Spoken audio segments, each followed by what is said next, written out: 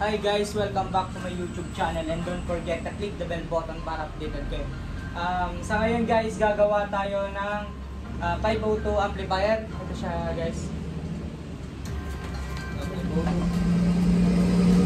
So yun, nakakalap na siya guys. Binigay sa atin ng ating customer. Dahil ang problema nito guys ay maugong.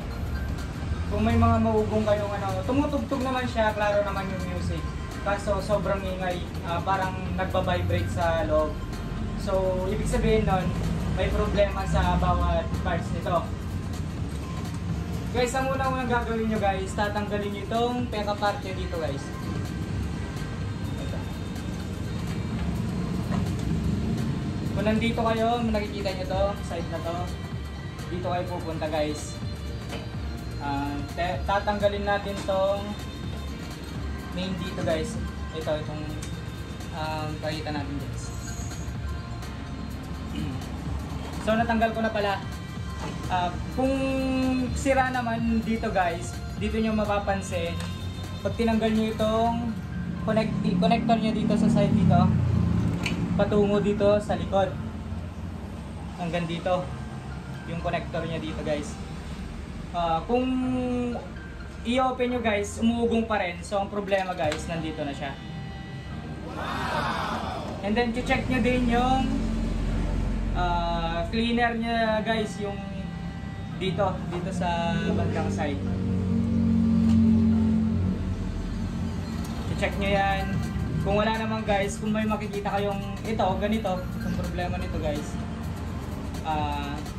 makikita nyo naman na medyo umbok na siya. Umbok na siya guys.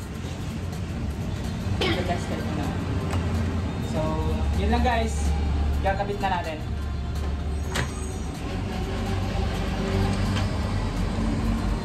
Paano nyo ba malalaman kung negative ang capacitor na to? Based on the line white. Ito yung magiging negative natin dito guys. So, ito magiging positive na. Siyempre. So, kakabit na natin guys. Bali dalawa to guys. Ito yung isa. Ayan, partner. Ito nga pala is 10,000 UF, 63 volts.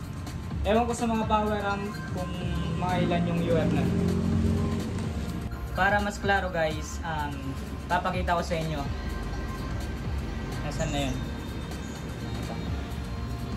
Ito yung negative guys, negative. Tapos may naka-indicate naman dito na negative, positive. Ito naman is negative, positive din to. Lalagay lang natin to. Ito yung negative natin pag ganyan siya guys. Dito naman naka-indicate yung ating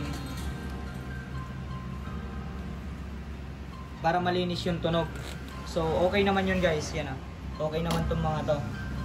Dapat naka 7 point something, sa 7.9 or 8. Amazing! Dapat yung lumalabas sa ating tester. So lalagay na natin, susubukan natin guys. Let's go and let's proceed mga kasolid. At syempre sa adventure na to, ngayon naglalagay pa lang ako ng capacitor para mawala ang ugong o ingay sa ating audio speaker na amplifier na 502. Habang ginagawa ko ito, naisip kong gaano kahalaga ang matuto gumawa ng mga ganitong bagay. Simple man, pero malaki ang epekto nito. Mas maganda ang kalidad ng mga tunog o mas maayos at syempre may experience tayo dito.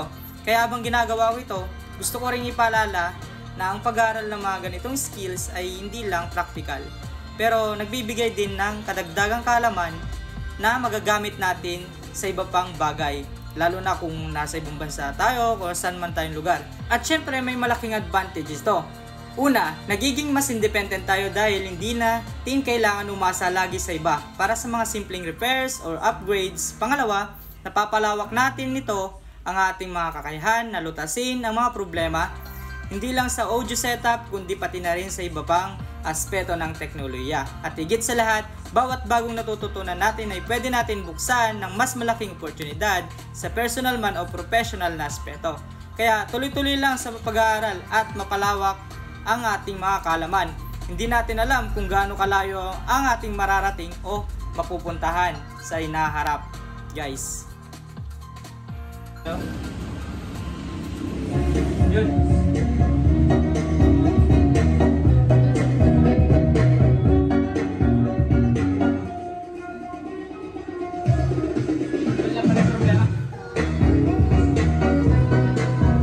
Thank you for watching, guys.